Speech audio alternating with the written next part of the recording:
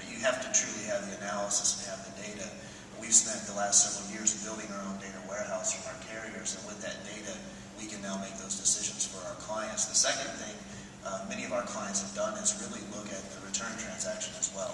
So we've rolled out with one of our carriers a prepaid return program that a number of our clients have had a lot of success with. And by looking at both the outbound shipment and potentially the return as well, they've offered a lot of value. So, Mark, in addition to being more demanding on price and time in transit, today's customers wants to be super plugged into the status every step of their package. What can you tell us about what the post office is doing to improve trackability, especially as it pertains to these consolidating products that we've discussed? We have to admit somewhat that we're a little late to the game on this. Whereas we all know in this room that tracking is an inherent feature. It's part of shipping now. It's not a value add or an additional feature. It's inherent in the product. It's particularly in this space. It's vitally important, and we know that now. And we really, as you may know, we've started to bake in tracking as a part of the product for no additional fee on almost all commercial product now. With a few places in retail, if you come to the retail counter, there's still a charge for tracking, but elsewhere it's fully baked in. In our operations, we've done a number of things over the last 2 years, and we have a few things coming down the line to improve that tracking experience even further. We've deployed ring scanners throughout our network where operations and mail processing employees can scan while they process the pieces. All of our technology is fully deployed now with scanning technology, so all of your in-route scan events are now being captured and passed to our tracking system. At delivery now, we have our arrival at our post office, which is kind of a nice feature.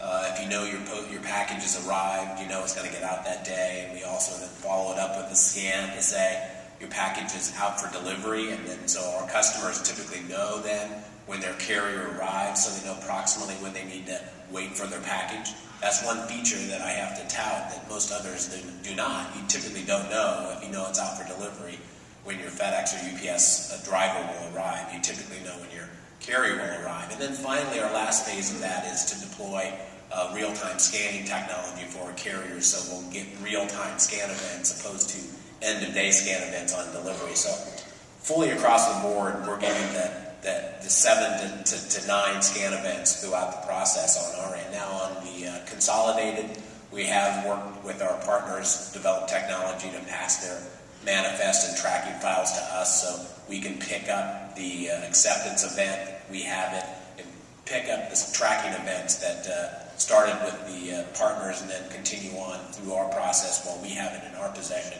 and then on to delivery. So I think the experience is much, much better over the last 12 to 18 months and will even improve a little bit more through the fall. So one of the things that we're seeing in bare necessities for our consolidated products is that last scan, I don't know the exact percentage, but I put it kind of 85 to 92% of our packages are getting it. The balance, Mark, what would you say? Is that a technology issue, giving the carrier the technology? Is there a personnel issue, a training issue? How do you solve that?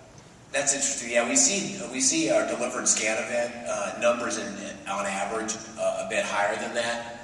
Perhaps maybe one of the things you're seeing is a lot of your product is small and perhaps in the lightweight category, and I would imagine that may have a little bit less of a performance, but that's really not acceptable. We do, when you have a delivery confirmation or a tracking scan, an intelligent mail package barcode on it, there's no reason why we shouldn't be getting that scan at delivery.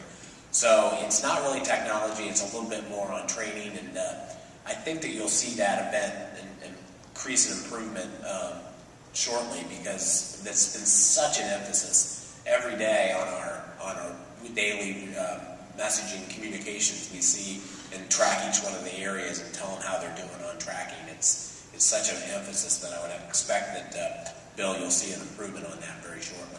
Great. What other insights can you give us into the USPS product pipeline? We talked.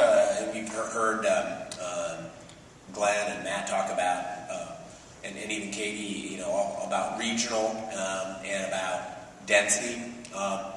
If you've really taken a look at our product portfolio over the last several years, you'll see on the commercial side anyway, our products getting a bit more complex, but this is more an attempt to try to match our products with the demands and needs of the trends and movement in e-commerce. And so our product portfolio is an attempt to perhaps simplify retail and tailor at the commercial side. So you know about our flat rate packaging, or if it fits, it ships, but we have now regional rate, flat rate, where it ships by weight, but not by zone. So you do have preferred prices if it's in zone 1, 2, 3, et cetera, up to a certain weight, but it doesn't need to be weighed. It's flat up to a certain weight, but varies by zone. We understand the trends in the marketplace, as well as a cubic price for smaller, dense items. We even have pricing now that doesn't vary at all by anything other than the cube of the package. So these are the things we need to continue to do to make sure that our pricing matches our costs, so we can then offer the best price. So the next wave, I think we're getting the right product set in the Postal Service. We need to start to promote and make sure people understand what we can offer. And we also need to then increase some of our convenience features to our products. Things like package intercept. If you have a problem with buyer's remorse or a credit card issue, you can stop the package and have it sent back. That'll be all set up by this summer. Hold for pickup now is an offer for customers that typically are not at home and rather prefer to pick up their package at the post office. That's out there now. Go Post is a feature now we offer in some big cities that'll go out throughout the country, where you can have your package sent to a kiosk and pick it up on the way home. So we really want to make sure that we offer convenient features to our customers, particularly in the e-commerce world. Thank you.